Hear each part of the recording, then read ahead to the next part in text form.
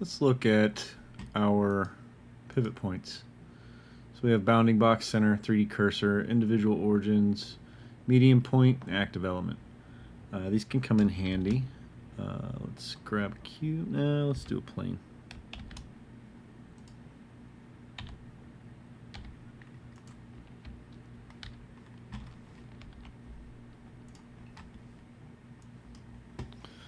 Alright, so I have an active point. Let's say, alright. Now let's say I want the action that I'm going to do to happen based off of this location. So let's say I want to rotate that up some.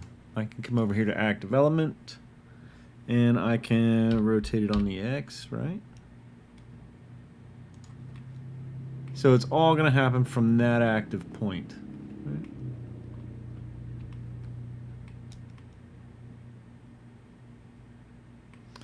Now let's say I wanted to scale this, let's undo it,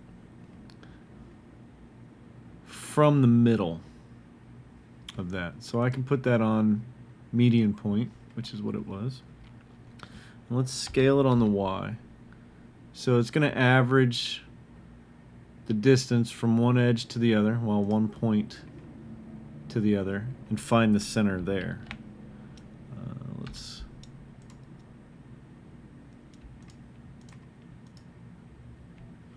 Let's do individual origins.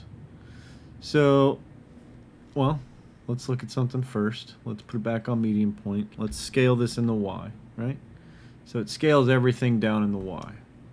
If I put this to individual origins and I hit S and scale on the Y, it's going to scale each one individually on the Y, as if it had its own origin point centered in that space.